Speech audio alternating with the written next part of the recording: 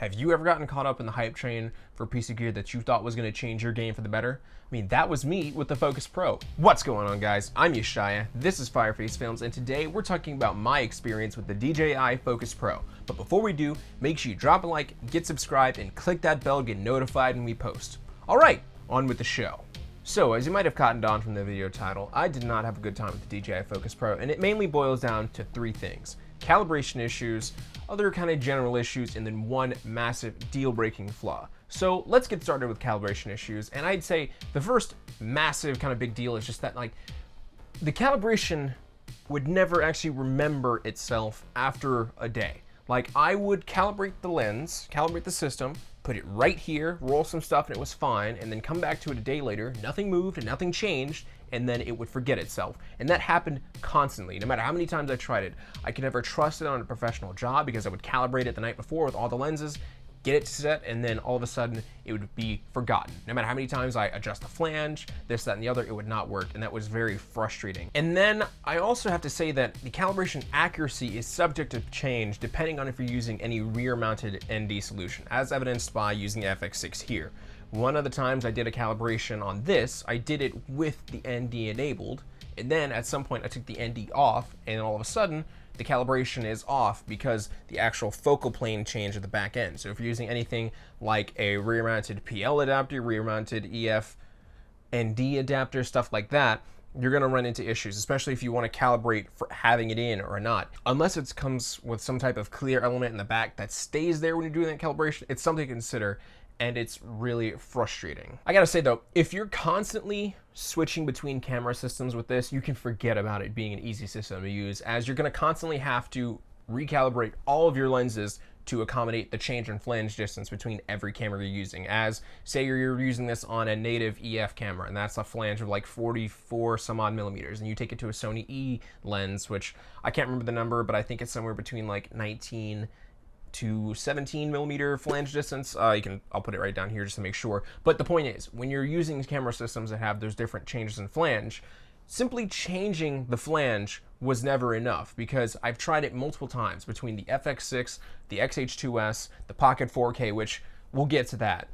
And simply changing the flange was never the answer, and it was really frustrating. When you're calibrating, you want to make sure you have a clear frame to calibrate with, as the auto targeter on the Lidar unit can get distracted by various things in the background. As once when I was calibrating, I could see it targeting cars in the background. I was calibrating outside, but it wanted to calibrate and target cars in the background, which would affect what it's trying to measure as a distance when you're doing that Lidar calibration. One absolute massive flaw with this system is that it absolutely chews through batteries. One battery handle here only lasts about 2.5 hours, which is unacceptable for a real shoot day, which is probably gonna run you about 12 hours, you know, if you're actually gonna do a whole shoot day. And that basically would mean you need about 4 to 6 handles to get you through a shoot day, which is crazy. What makes you think that people wanna have this many handles, a bunch of these running around on set, which is kind of ridiculous. And then the use of USB-C cables to connect the whole system is harmless in and of itself, but the fact that they are not innately angled in some type of way to not get accidentally karate chopped off is insane. Now, granted, they are more deeply inset into the system, so they have somewhat of a protection here, but to have something angled and not have to be more exposed would be better. And it's crazy to me that it took an aftermarket company to come up with that for a solution for this rather than DJI themselves. The initial out-of-the-box design of the Lidar unit is absolutely aimed towards hybrid mirrorless cameras, as if you want to use this on anything that's like any sort of professional body, like an FX6, like an Ursa, anything like that, you're going to run into issues, as this needs to be mounted via a cold shoe adapter, which I've already changed this out to the aftermarket Condor Blue cage that can be mounted with their proprietary clip system. But if you want to use it with that cold shoe, it's going to be a pain to try and mount on anything that's not a mirrorless camera. Also, swinging it back around here to this handle, these battery handles, you have to make sure you get the right one. I'm fairly certain this is the BG21. If you do not get the right battery grip handle, as they have the various handles that go with their gimbals, you could actually damage the system, as the film guy made a video about this, talking about how he put the wrong handle on and the system started having some kind of issue. I can't remember right now, but I will link that video down here so you can have a look at that. But that's one more thing to keep track of, which imagine you're on a set and somebody happens to have a DJI handle. And they're like, oh yeah, sure, plug it in. Only for your system to start acting up and getting weird, and you pull it out and find out it's a gimbal handle, and now you've damaged your system over what's probably an honest mistake. That is unacceptable. And the fact that there's such segmentation in their handles for this to be an issue is a little ridiculous. So let's actually talk about using this thing. Not the calibration issues and not the random nonsense that can come with it, but actually using it. And on the few times I could get it to work, it was quite neat. Being able to autofocus with my manual lenses was cool, as typically you can't do that. And I would say that the actual autofocus performance is on par with competent autofocus systems. Nowhere near Sony, nowhere near Canon, nothing like that. But it's competent and it's usable. And I would say that the speed of the autofocus, you're kind of at the mercy of the smoothness of the focus gears on your given lens. Now, I will full disclosure say that my experience with this, I was using a lot of converted photo lenses, so modded out with the gears and such. No, I never had any experience with full-on cine lenses, which, okay, right now, we're filming, we're calibrated. We're on 35 1.4 with the DJI Lidar system on a vintage lens. Currently at f2, so I'm just gonna move around, and I can't clearly see the monitor right now to see if it's in focus, but when we get back to the lab, we'll have a look and see if it's in focus properly. I'm gonna move in. See, one thing you can kind of do to trip it up, but like with a real focus puller, is to move fast. Right? You see there's a little bit of a delay there. But I mean, you'd have to have a really smooth and really pro first AC to do that, which they exist, but this is a system which you can trip up if you are moving in a certain manner. So I'm just gonna walk around. How far can I go until it loses me? It's gonna keep going. It's gonna keep going. We'll see if it loses me at some point. I know I can generally see him somewhat still in the frame. Maybe. And then I'm gonna run right at it. Slight delay. Okay, that's 35, 1.4 at f2. Cine lenses are gonna have, for the most part, smoother focus rings, and that might have changed some of that speed issue, but again, your focus speed will be up to the subject to the actual smoothness of your lenses. I haven't seen it be clearly stated anywhere, but this is for the record. With the DJI Focus Pro, you cannot use lenses that do not have hard stops on the focus wheel. So for lenses like this, that don't have hard stops on the focus wheel here, so it just keeps spinning, it's not gonna work. It's not gonna work.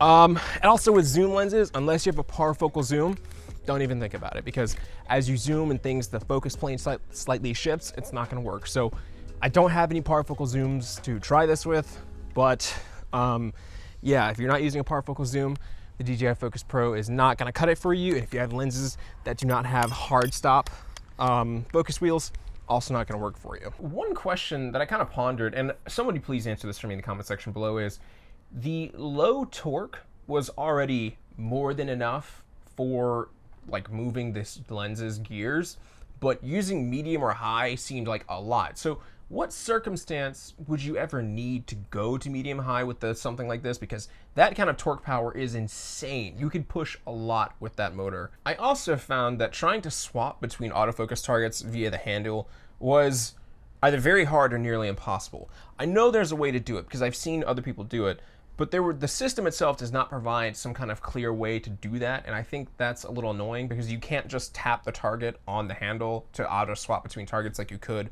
on any modern system that has autofocus. Now, on the subject of that touchscreen, I found that it was really sluggish and had inconsistent touch response, as there would be times where you're trying to tap it and nothing would happen, and then when you're trying to slide, it would go too far, too little, and actually trying to accurately get it to where you want, especially during the calibration process, is a hassle and it's a massive pain. Okay, a lot of negatives, but let's talk about some possible positives for some other users. And the first is that the system can be used with a separate hand unit for some actual kind of first AC action operation here.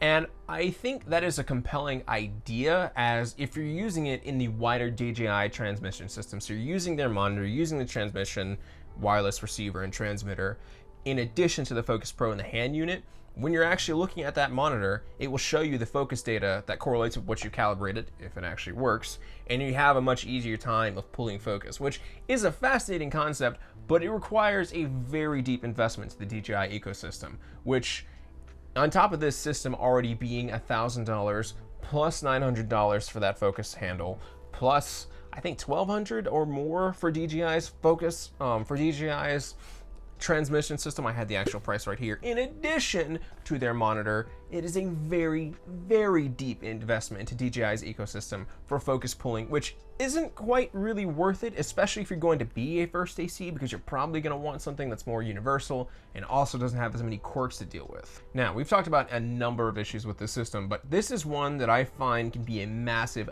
massive deal breaker for some users, and that's if you plan on using a focal reducer with this system. Now, that would be something like Micro Four Thirds with a speed booster, Super 35 with a speed booster, or the very rare full frame with a speed booster or focal reducer. And the problem lies that when you put on a focal reducer, it changes your flange distance. And when you do that, you then also have to take into account what that flange distance change is for the Focus Pro system. Now, sometimes the general consensus and the wisdom that I've heard and kind of experimented with is that you apply the flange distance of the mount you're adapting to. So let's say you're using Micro Four Thirds and you put on a Canon EF adapter and it's a 44mm flange. Now, you then have to measure the distance from the actual front of the LiDAR unit to the distance of your camera's native focal plane, and then this is where things get really spotty, and I never had any conclusive evidence because it never really worked either way. You would subtract the difference from your camera's flange distance to the focal reduced flange distance. You would either subtract that or add that difference, but honestly, trying to figure that out was such a hassle because no matter which way I worked, because of the other calibration issues, I could never get a defined answer. And that to me was very frustrating. Have you ever gotten caught up in the hype train for a piece of gear that you thought was going to change your game for the better? I mean, that was me with the Focus Pro. And I feel somewhat bad that I seem to be one of the few users having a wholly negative experience with this when so many others are having a great time with it. To me, the whole point of gear like this is for it to get out of your way and help you do your job better. But to me, and for me in my experience, this gear constantly got in the way. I was on a shoot, and I actually have some BTS of it here, where I tried to use it, it didn't work, and you can see me in shot turning the system off. And I just was like, okay, we're done with this for the day, because the shoot was moving so fast, there was no chance to recalibrate. And even then, there was no guarantee it would have worked. And honestly, the conclusion that I've come to after using this is that I would rather use a camera's inbuilt autofocus system, have a first AC, or pull manual focus myself if possible, which is every other alternative than to using this. And really, I really wanted to like this system, but I couldn't. And for that, I have to get rid of it, because getting gear like this, as I said before, is the whole point of it is to help you. And to me, it never helped me once. So I know it's fairly negative, and you have to balance that out with other people's experiences. But this is something to consider. If you feel like this is something that can help you, you have to really, really evaluate whether or not it's necessary for you, because I thought this would be perfect. It would be exactly what I need. But then, upon further evaluation and the fact that it didn't really work for me, I realized I don't need it, and I've gotten by just fine without it. It's been sitting idly by for almost 3 months now, not getting used. So for me, it's gotta go. And speaking of gotta go, that's gonna be our time here. I hope you guys enjoyed what you saw here today, and if you did, make sure you drop a like. Please tell me in the comment section below if there was something that I missed here. I would love to be wrong about this. I would hope that it's something wrong with me and what I was doing with it, rather than it being some systemic issue. But if that's the case, if it's not the case, whether it is or it isn't, drop in the comment section below. And we will see you guys in the next one.